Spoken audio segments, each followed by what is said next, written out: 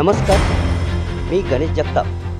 आपण पाहतात महासंघर्ष न्यूज, हक्कांसाठी निर्भीड लढा. 2024 लोकसभा मतदार उद्या म्हणजे 7 मे या दिवशी सकाळी 7 ते सायंकाळी 6 वाजेपर्यंत मतदार हा आपलं मतदान करणार आहे आणि लोकशाहीचा जो आपला अधिकार आहे मतदानाचा तो बजावणार आहे. आपण आज मतदान प्रक्रिया कशी तयारीला लागलेली आहे हे पाहण्यासाठी एका केंद्रावरती आलेलो आहे. मतदान केंद्र आहे बारामती लोकसभा मतदारसंघातील मांडकी या गावामध्ये आपण आहोत. जर मतदानाची प्रक्रिया पाहिली तर इथे 3 केंद्र आहेत. 396, 397 आणि 398 अशी 3 केंद्र आहेत. 3 केंद्रामध्ये पहिल्या केंद्रामध्ये 396 मध्ये 895 मतदार वर्ग आहे. त्यामध्ये 458 पुरुष मतदार आहेत, 437 महिला मतदार आहेत. नंतर 397 केंद्रावरती एकूण 1214 मतदार आहेत आणि 619 पुरुष मतदार आहेत. तसेच 595 स्त्री मतदार आहेत म्हणजेच महिला. 398 जे मतदान केंद्र आहे तेथे 1091 एकूण मतदार आहेत. पुरुष मतदार 566 आणि महिला एकूण 525 आहेत. आपण जर पाहिलं तर एकूण मतदार आहे 2390 आणि पुरुष मतदार एकूण 1643 आणि महिला मतदार एकूण 1557 असा आहे. आता मतदार प्रक्रियेमध्ये अतिशय सुरक्षितता इथे पाहायला मिळत आहे. मतदार प्रक्रियाची पूर्वतयारी इथे आपण पाहतोय चालू आहे. अतिशय कडेकोट बंदोबस्तामध्ये ही मतदान प्रक्रिया पार पाडली जाणार आहे. या तिन्ही केंद्रावरती जर पाहिलं तर CCTV कॅमेरा आहेत सुरक्षेच्या दृष्टीने. त्याचबरोबर इथे पोलीस बंदोबस्तही आहे. तसंच जर मतदार हा मतदान केंद्रावरती येण्यापूर्वी ही जी प्रक्रिया आहे कशी आहे ती थोडक्यात आपण जाणून घेऊयात. मतदार हा सुरुवातीला बूथवरती येईल. बूथवरती त्याला स्लिप मिळेल. स्लिप मिळाल्यानंतर तो केंद्राच्या जवळ प्रवेश करेल. केंद्रात प्रवेश केल्यानंतर प्रथम तो PO नंबर 1 म्हणजेच पोलिंग ऑफिसर 1 यांच्याकडे येईल. पोलिंग ऑफिसर 1 हे त्याची ओळख त्याच्या ID कार्डवरून म्हणजेच त्याचं मतदान कार्ड असेल, आधार कार्ड असेल अशा ओळखपत्राच्या माध्यमातून त्याची ओळख पटवून घेणार आणि नंतर त्यांना PO नंबर 2 यांच्याकडे पाठवून शाई लावली जाणार आणि त्याला एक स्लिप दिली जाणार आणि त्याच्याकडून ती स्लिप कन्फर्म केल्यानंतर तो मतदार PO नंबर 3 कडे जाणार.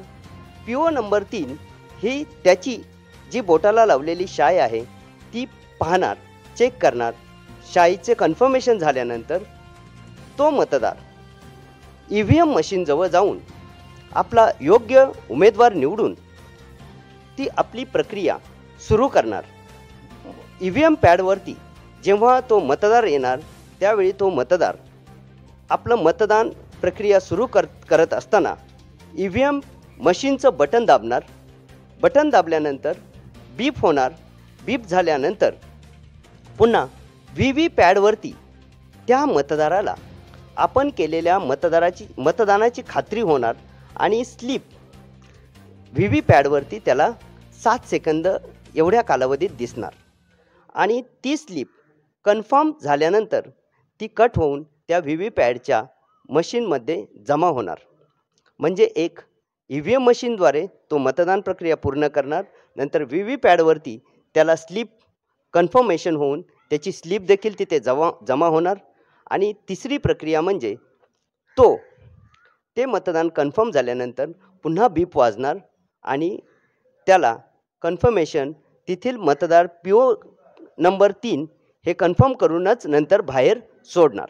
अशी ही मतदान प्रक्रिया जी आहे ती पारदर्शक आणि अतिशय सुरक्षित अशी ही निवडणूक आयोगाची ही प्रक्रिया आपणाला पाहायला मिळणार आहे. अतिशय सुंदर अशी प्रक्रिया आहे मतदार प्रक्रिया.